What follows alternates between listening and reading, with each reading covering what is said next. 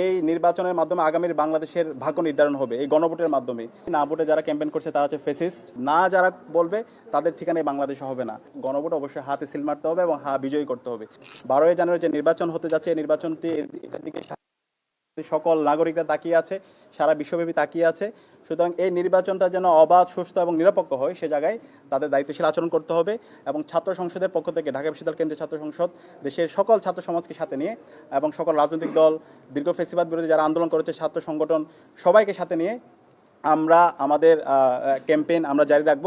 আমরা ইতিমধ্যে আমরা আপনাদেরকে বলেছি এই নির্বাচনের মাধ্যমে আগামীর বাংলাদেশের ভাগ্য নির্ধারণ হবে এই গণভোটের মাধ্যমে। বাংলাদেশ রাষ্ট্রটা কিভাবে চলবে, আমরা যে দীর্ঘদিনের যে সংস্কারের কথা বলছি, আমাদের শহীদরা যে জন্য জীবন দিয়েছে, এই সংস্কারগুলো যদি আমরা বাস্তবায়ন করতে চাই তাহলে আমাদের এই গণভোটে হাকে বিজয় করতে হবে। সুতরাং এই গণভোটের পক্ষে ঢাকা বিশ্ববিদ্যালয় কেন্দ্রীয় ছাত্র সংসদ, ঢাকা বিশ্ববিদ্যালয় সহ বাংলাদেশের সকল শিক্ষা প্রতিষ্ঠানগুলোতে এবং সারা দেশব্যাপী আমরা ক্যাম্পেইন করব। দীর্ঘ ফেসিবাদ বিরুদ্ধে আমরা যারা আন্দোলন করেছি আমরা সবাই এই গণভোটে হাকে বিজয় করার জন্য, হাতে সিল মারার জন্য এবং আগামীর বাংলাদেশের ফেসিবাদী কাঠামোকে ভেঙে চুরমার করে দেওয়ার জন্য এবং নতুন রাজনৈতিক সংস্কৃতি বিনির্মাণ করার জন্য এবং গণতান্ত্রিক একটা স্থায়ী রূপে আমাদের এই দেশকে নিয়ে যাওয়ার জন্য আমাদেরকে এই গণভোটের জন্য আমাদের ক্যাম্পেইন করতে হবে। তো আমরা আশা করছি সকল রাজনৈতিক দল, ছাত্র সংগঠন, সিভিল সোসাইটি সবাই আমরা ঐক্যবদ্ধ হবো, আমরা আমাদের কাজ জারি রাখবো।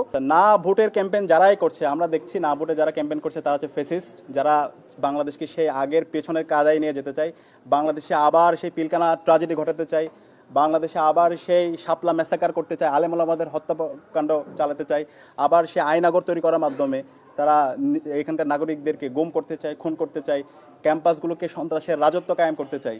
সুতরাং এই ধরনের নায়ের যারা ক্যাম্পেইন করবে বাংলাদেশের নাগরিকরা তাদেরকে লাল কার্ড দেখাবে, না যারা বলবে তাদের ঠিকানায় বাংলাদেশ হবে না, তারা বাংলাদেশের সেই ফেসিবাদী কাঠামো।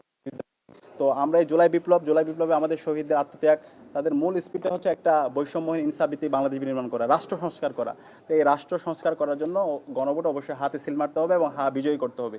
এবং সে জায়গায় ফেসিবাদ বিরোধী আমরা যারা আছি আমরা সবাই আশা করছি ঐক্যবদ্ধভাবে এই ক্যাম্পেইন করে আমাদের রাষ্ট্র সংস্কারের যে প্রক্রিয়া সেই প্রক্রিয়া আমরা সবাই